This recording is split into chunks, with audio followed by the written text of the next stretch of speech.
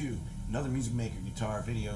Josh here at your service as always. I wanted to talk about shows I've got coming up this week, and I wanted to talk real quick about a question I've been getting. Actually, I got this question from multiple students this week, so I thought it'd be a good time to just talk about that thing right here. Anyways, let's go ahead. Shows first. I got Colorful today. Saturday, the 16th. Playing at Lost Tavern, Hellertown. Rich Jeffries. Played with him last week. He was good dude. And really fun singer. Just doing some pop tunes, some classic rock, you know, Pink Floyd, Zappa, stuff like that. It's fun.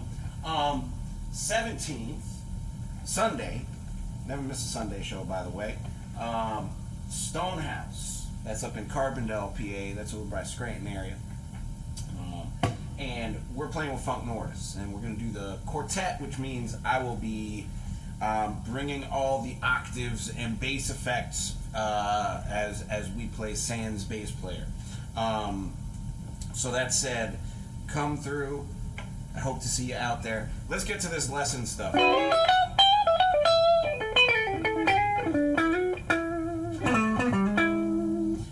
Anyways, I did a show with this band, Roast John, and one of my students that I was working with actually saw me play with that band, and something that I was doing, and I can't remember exactly what it was because I was just doing it in the moment. It was something like this.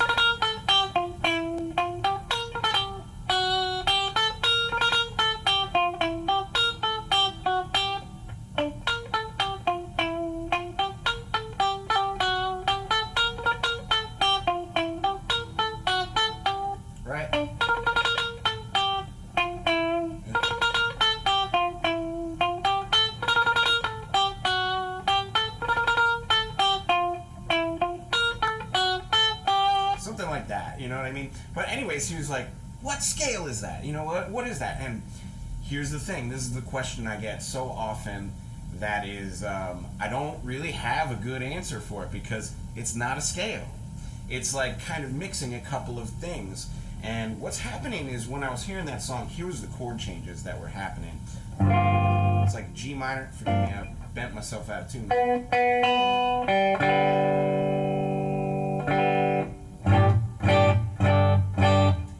So, the scale was kind of based around the chord changes. The chord changes were like G minor, and then like C7,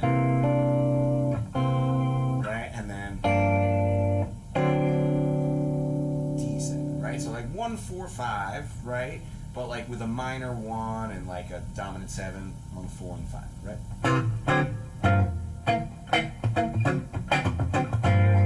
So, what I'm doing for a lot of that is like these two chords. If you know your Santana tunes, you can pretty easily spot that that's like.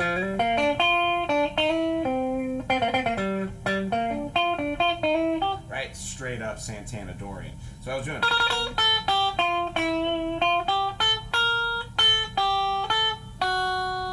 Then there's that note. That's the outlier, okay? So here's what's happening is I am using a scale for part of it. It's Dorian. It's regular old Dorian, which actually is funny because the guitar player who was asking me about this knows Dorian scale. So the fact that it stumped him, I had to tell him, like, well, this is why we study chord tones, triads, things like that, right? Because this note comes from that chord. It's only in that chord.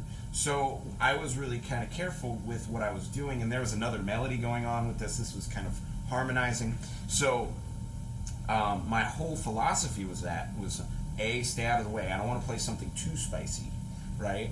And B, just make it sound good, nice, rhythmic, right? So I was using those notes plain old Dorian mode, but then over that chord, if I stayed in Dorian mode, that would have been too spicy. That note here and this note here would clash.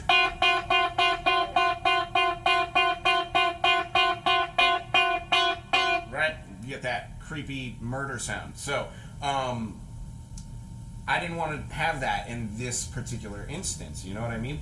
So I made sure to use the leading tone, which is the note that sticks out for me in this D7 chord. So the answer, almost all the time, what scale was that? It's not a scale. It's a mix of either multiple scales, because I know that they go nicely together, they'll mix together well, or it's a mixture of like scales and chord tones. Sometimes the chord tones are part of the chord changes. Sometimes I like going outside of the box a little bit. It's all dependent on the situation, on the song. Context is everything.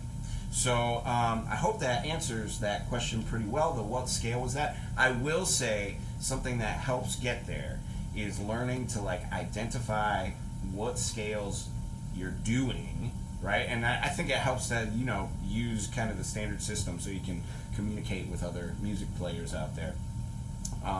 But, you know, however you do it is how you do it. There's plenty of people that like play professionally that don't know the names of things, but they know how to do it, and that's fine, you know. So, but the main thing is to categorize it by sound, so that like you have a vibe for what Dorian sounds like, and you also have a vibe for the notes of every chord change, right? Like,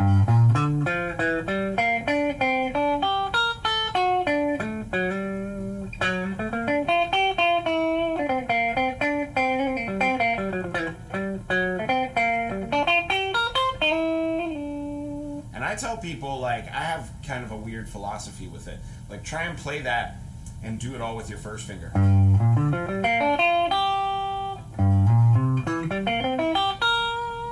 Right?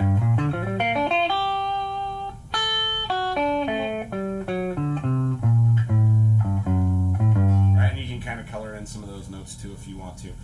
That's all a matter of just like getting comfortable with this position, right? But then, like, maybe learn it from G up here.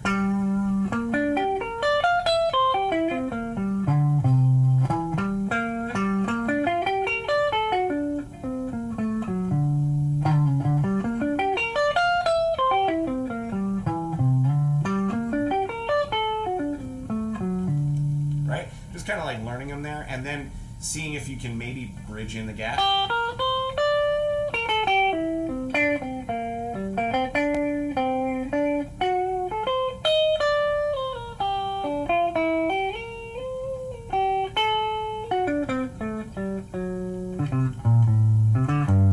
Take some searching and some finding. Nobody sounds like that just trying to find it. But if you can, you know, play it here and you can play it here, and then it's not much difference between those two. You know what I mean? There's maybe one or two notes per string on the way up, and you can, I mean, most people can pretty easily sound that out, especially if you do like a little backing track.